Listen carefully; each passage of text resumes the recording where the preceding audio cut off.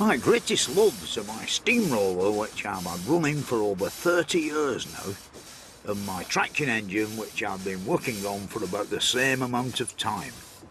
It's funny really that it takes so much time to restore them when engines like this weren't around for very long. It was only from around the middle of the 19th century until the First World War that things like this were on the roads. By the 1920s, steam was losing out to diesel and petrol engines, and by the 1940s, steam vehicles were heading for the scrapyard in the thousands. Fortunately, some of them were saved by men who like these magnificent machines as much as I do, and in this programme I'm going to be meeting some of them, and looking back to a time when our roads were full of engines like this one of mine. About 30 odd years ago I bought a steamroller, and I think I was ripped off. I paid £175 for it. You could buy a steamroller about that time for about £60, just beat the scrap man. Anyway, time went by, and this steamroller were an incredible wreck. The back wheels leaned in on each other, and if you went over a manhole cover, the road wheel banged on the edge of the rim of the flywheel, and it made the most unbelievable noise that you could ever imagine. So, painstakingly, I slowly but surely made a new one. When people think about steam vehicles on the road, they think of great big heavy things like this one of mine that weighs around 12 tons. But the earliest vehicles to travel on the roads weren't like this at all. This is a replica of a road steam carriage that was built by the Cornish engineer and inventor Richard Trevithick in 1803, and it's quite light and elegant looking really, and the first steam vehicles that were built to run on roads continued like this for some time. By the 1820s, all sorts of people were trying to manufacture steam carriages, not for their own private use, but to transport the paying public. The thing is that a gentleman called Walter Hancock seemed to do quite well. He built quite a few, and this one here is a replica of one of his, the Enterprise, which he built in 1833. And of course Tom Brogden, who's actually recreated this masterpiece, is here to tell us a bit about it. Isn't that right, Tom? That's right, yes. Walter Hancock, in my opinion, Walter Hancock was the best of these early pioneers. He built some magnificent machines, and this was about the middle of the range he built. Yeah. And it's a powerful, fast beast compared with anybody else. He said he'd do nearly 20 miles an hour. He was doing for the roads what the Stephensons were doing with the railways, with rockets, for instance. So this is a contemporary of rocket. I know he had a bit of bother, didn't he? They ended up with an explosion. And... Yes, one of his boilers exploded. But his boilers weren't terribly, so they weren't the best part of it. They were like 7 modern house central heating radiators bolted with bolts through. Yeah, with the fire underneath. Yes, and as you can imagine, the radiators soon burst, or the thin metal burst. Well, even one in your house frightens me sometimes. So that was certainly a weakness of Hancock. I mean, silence really would be very important, wouldn't it, to gain sort of the friendship of the authorities because of not frightening horses and things like that. He said that his machines were so quiet that horses come and looked in the cab to see how they worked. And of course the stagecoach men were very jealous of him and tried sabotage, didn't they, rolling big rocks in his way. I think that actually finished him off, didn't it? He ran out of money as well. But certainly a lot of antagonism. Aye.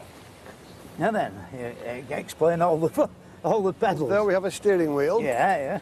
There is a thing that looks like a brake here, but it's to release the steering so you can turn the steering wheel. It took 3 people to operate it. There's one person here and one person in the middle, and usually a guy on the back. I'll have a quick sail around the car park. Enjoy your ride. All right, mate.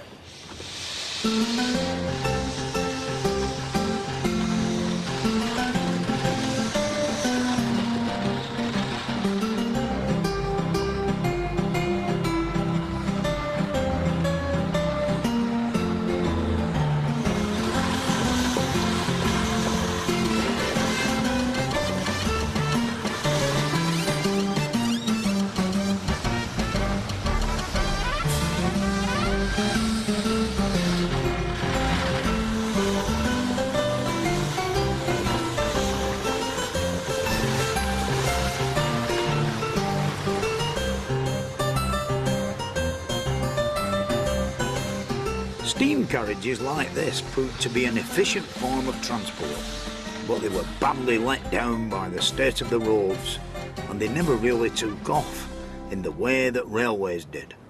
What we got instead was the traction engine, and in the second half of the 19th century and the early part, great big the common sight on the roads and in the countryside. Road locomotives provided the heavy haulage of the day, and steamrollers were developed to build the roads they ran on. In the fields, traction engines were used for ploughing and thrashing, and showman's engines hauled fairground rides round the country and provided the power to operate them. An engine like this could weigh anything up to 20 tons. Basic locomotives. This bit, of course, on a locomotive is the main bit, you know, that joins the square bit up to the round bit. And this is the boiler barrel, which is the round bit. And inside there are 32 2-inch diameter tubes that come from holes in the top of the firebox right through to the front tube plate, which of course is hiding underneath here, behind here, where they all poke out, and that's just a big void called the smoke box. And of course the products of combustion come from the firebox through the tubes to the front, and then are blasted up the chimney by the exhaust pipe. It's turned into the base of the chimney, forming a vacuum in the back axle. And the reason for this moon-shaped hole here, it's not whir, that it's the amount of play that the springing gear. This I wouldn't recommend. Wouldn't recommend really brewing tea out of it. But the earliest ones were nothing like as big as this, and the first ones couldn't even get round under their own steam. When it was realised that some sort of power had got to be introduced into agriculture, the steam locomotive on the railway were already fairly well developed, and the locomotive boiler, you know, were the obvious thing to pick. And of course they put a wheel on each corner and a pair of oars, take it from farm to farm and work the great socks out. They even made portable with no wheels. They built by Roby of Lincoln, and it's a beautiful piece of tattle. Here at the Ollie, you could see all manner of agriculture right up to the middle of it. It's still like a great map, you won't believe it really, but it's a portable, enough money. You could have a static engine room driving all this tattle, whereas the farmer who were less affluent, he had the thrashing man come in with his thrashing box and his traction engine.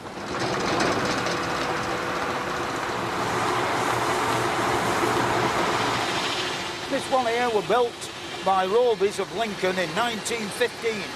It drives a great thing called a rack saw with a 5-foot blade on it that of course will saw great trees into planks and wood for making post and rail fences and all that type of stuff. The semi-portable was good for jobs like running a sawmill, where the wood could be brought to the engine. But they also needed engines that could get round the farm under their own steam.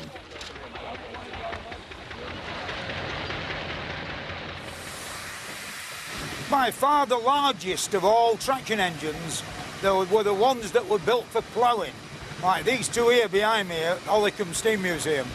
And of course, in the 1840s, when they first put the idea of using steam power for ploughing, they had various different systems that were a great deal better than horses. But then a man in Leeds called John Fowler came up with the right idea to put the winding drum underneath the boiler and have two engines, one on one endland and one on the other. And then he put a lot of thought into the plough. And when the thing were going across the field to the other engine, you dumped the plough into the ground at the back. When it got to the other end, you lifted it up and the other engine pulled it back, which was quite a good, successful way of doing things. If you go to Lincolnshire and you see the fields all lovely and flat and big, I think that Mr. Fowler really were responsible for that. With a bit of God's help, very beautiful and level.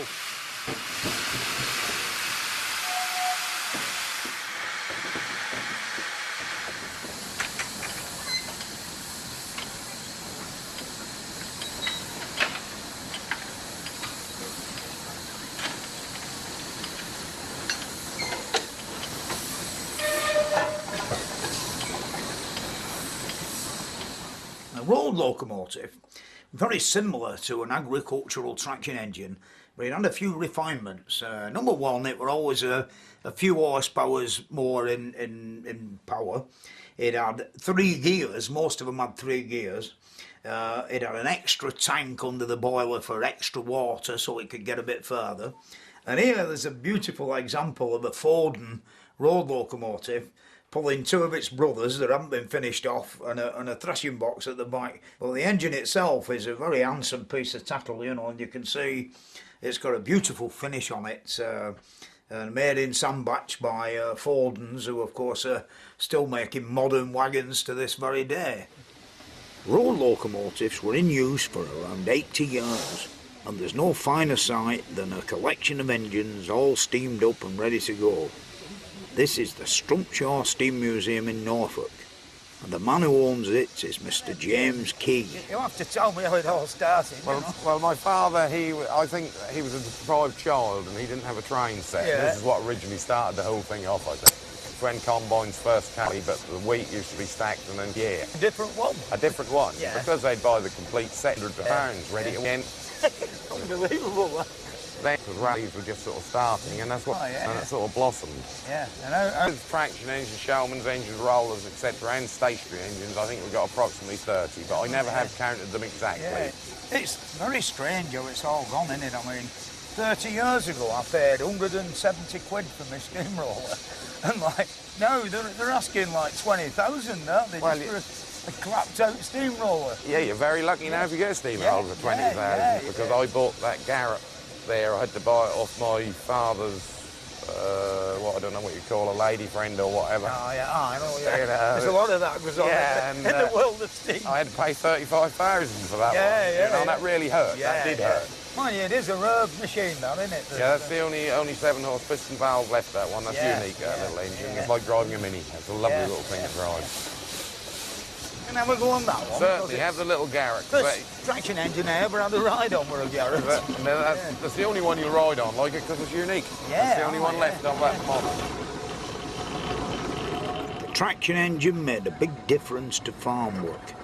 The engineer could drive the traction engine to where it was needed, for things like pulling down and hauling big trees, and for threshing corn or sawing timber.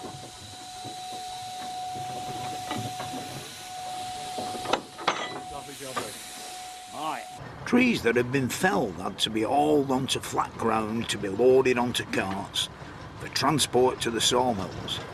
Less manpower was needed and more work could be done in a day than ever before. And it's only because of the time and money and sheer hard graft put in by dedicated enthusiasts like some of the people who brought their engines here today that we can still see them.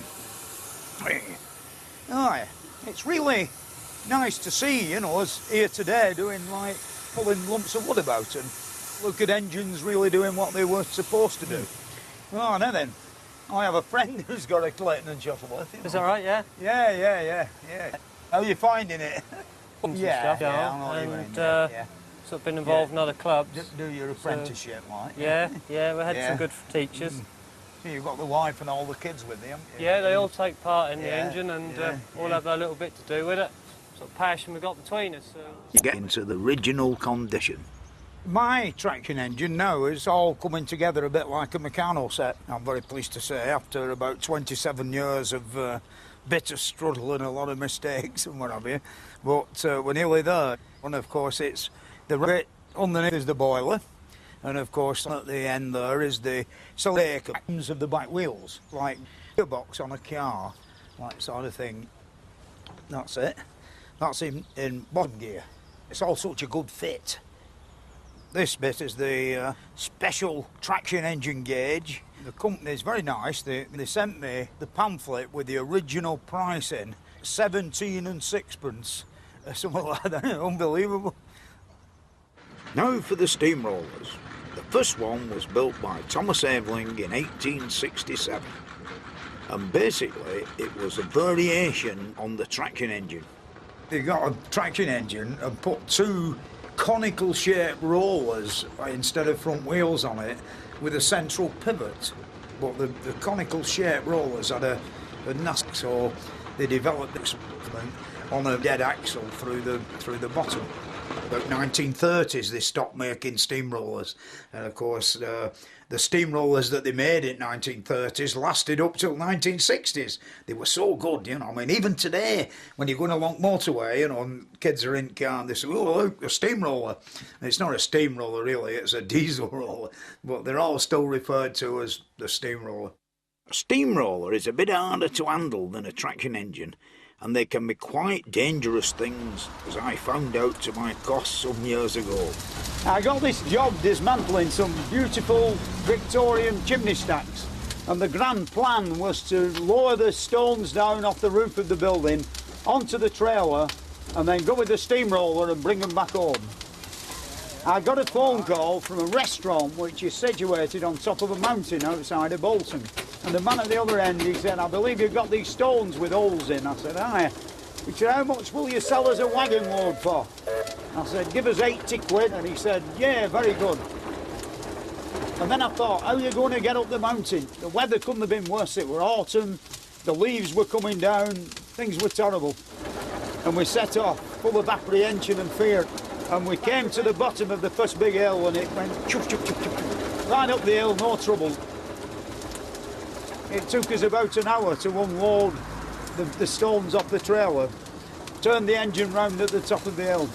And we're coming down the hill, and all traction engines and steamrollers have a design fault. There's no brakes. We're about halfway down the mountain and it's going really fast. You've got to do the Casey Jones job. Put the engine in the reverse, the wheels are going backwards, but we're accelerating down the mountain. The man from the restaurant stood on the trailer at the back. When he realised things weren't going according to plan, he bid us good day and jumped off over the wall into the field.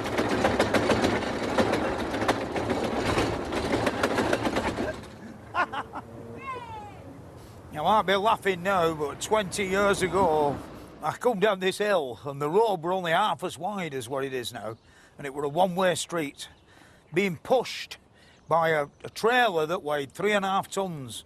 And the wheels of the steamroller weren't even going round, you know, it was just like a big sledge. And by the time we reached this spot here, we were doing about 40 miles an hour, which is incredible for something like a steamroller or a traction engine. And of course, I'd got to do something, because if we attempted to get round the 45-degree bend, we'd never have made it.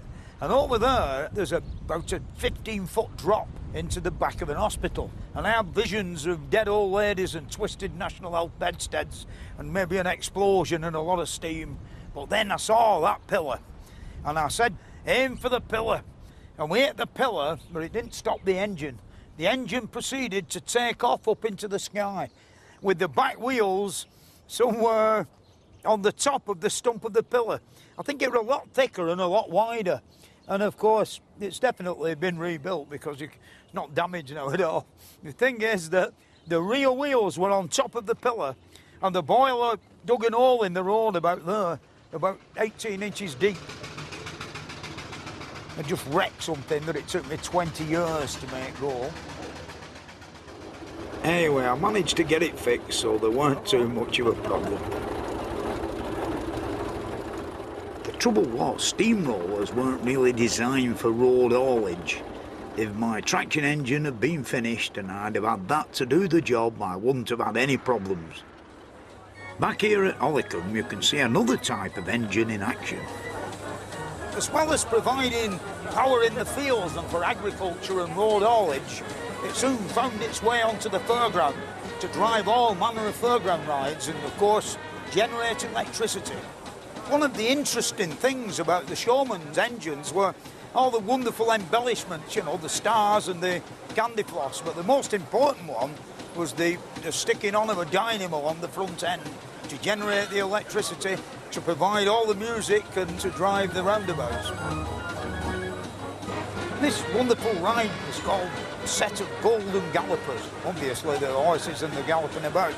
Steam were first introduced into the fairground about the 1870s, but really it were a man called Frederick Savage in King's Lynn, coming from like agricultural beginnings, started to make roundabouts, and eventually the engines in the middle, you know, the little engine in the middle that propels it all is called the centre engine. And of course the whole roundabout is built round that engine on a little trailer. And they went from strength to strength and made all sorts of weird and wonderful programme rides, all powered by steam.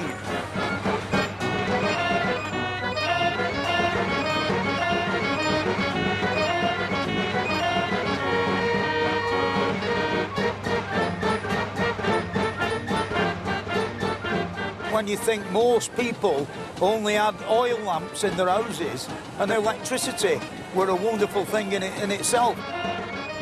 And of course these fellas arrived in the village. It was quite something to see all these lights glowing away.